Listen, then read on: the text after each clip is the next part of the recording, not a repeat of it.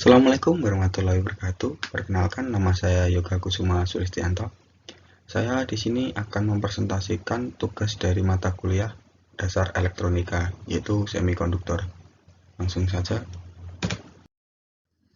Yang pertama, bahan semikonduktor. Bahan semikonduktor adalah suatu bahan yang mempunyai sifat konduktivitas di antara konduktor dan isolasi, atau disebut juga sebagai bahan setengah konduktor. Contoh dari bahan semikonduktor ialah 1. Silikon, 2. Germanium, 3. Gallium dan arsenida. Untuk silikon dan germanium banyak digunakan di bidang elektronika seperti dioda, transistor, dan IC, dan lain-lain.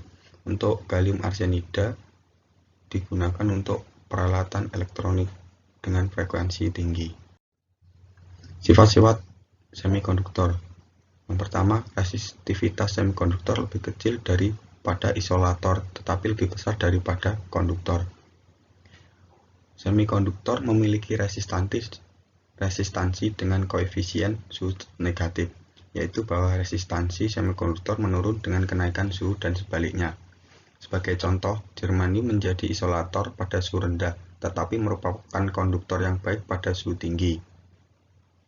Ketika ketakmurnian metalik yang tepat, seperti arsenik, gallium, ditambahkan ke dalam semikonduktor, maka sifat-sifat konduksi arusnya berubah cukup besar. Bahan dasar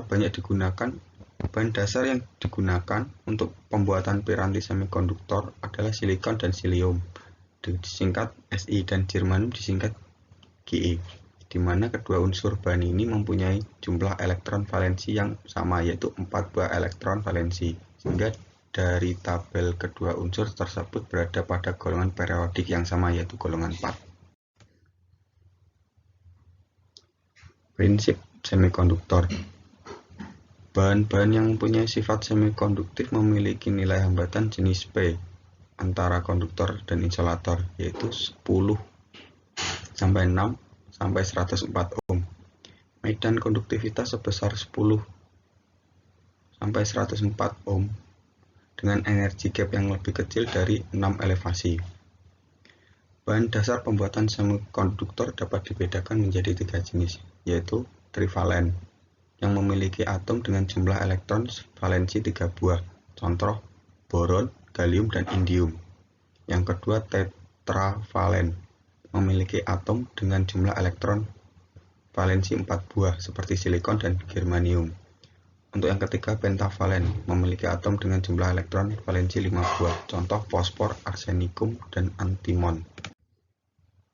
Di sini kita bisa lihat untuk macam-macam bahan semikonduktor dan penggunaannya. Ada barium titanate untuk menjadi termistor, bismut telluride menjadi konvensi termoelektrik, kadmium sulfit menjadi sel fotokonduktif. Kita bisa lihat contohnya. Untuk germanium menjadi dioda, transistor yang banyak kita gunakan. Untuk plumbum sulfur untuk fotosel penggunaan. Oke, lanjut ke materi selanjutnya. Macam-macam semikonduktor. Semikonduktor dibedakan menjadi 2 jenis, yaitu yang pertama semikonduktor intrinsik, yang kedua semikonduktor ekstrinsik.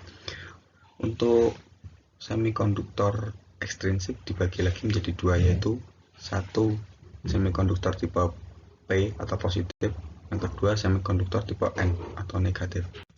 Yang pertama, semikonduktor intrinsik.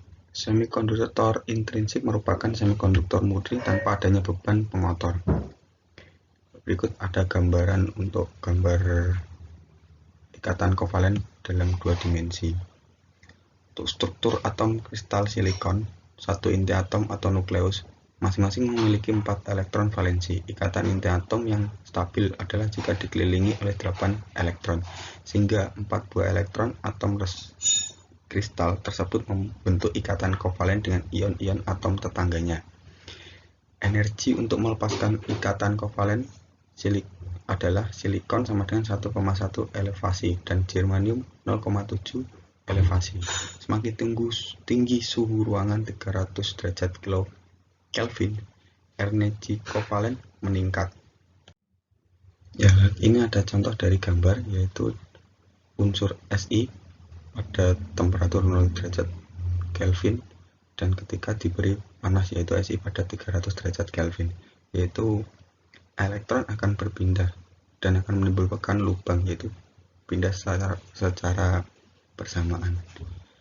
Proses aliran muatan tersebut disebut dengan arus drift, yaitu peristiwa hantaran listrik pada semikonduktor adalah akibat adanya dua partikel elektron masing-masing bermuatan positif dan negatif yang bergerak dengan arah yang berlawanan akibat adanya pengaruh medan listrik, sehingga kerapatan arus akan berubah. Yang kedua, semikonduktor ekstrinsik. Semikonduktor ekstrinsik adalah semikonduktor yang prosesnya melalui proses pendopingan atau pengotoran bahan atom tertentu pada bahan semikonduktor untuk menaikkan daya hantar semikonduktor. Terdapat dua tipe dalam semikonduktor ekstrinsik, yaitu semikonduktor tipe N atau negatif dan semikonduktor tipe P yaitu positif. Semikonduktor tipe P atau positif. Untuk mendapatkan silikon tipe P, bahan dopingnya adalah bahan trivalen, yaitu unsur dengan ion yang memiliki 3 elektron pada pita valensi. Karena ion silikon memiliki 4 elektron, dengan demikian ada ikatan kovalen yang bolong atau hole, yaitu disebut aseptor. Yang kedua, semikonduktor tipe N atau negatif. Semikonduktor tipe N dapat dibuat dengan menambahkan sejumlah kecil atom pengotor pentavalen pada silikon murni. Atom-atom pengotor atau dopan ini mempunyai 5 elektron valensi, sehingga secara efektif memiliki muatan sebesar 5. Silikon yang tidak lagi murni ini atau impurity semikonduktor akan memiliki kelebihan elektron. Kelebihan elektron membentuk semikonduktor tipe P.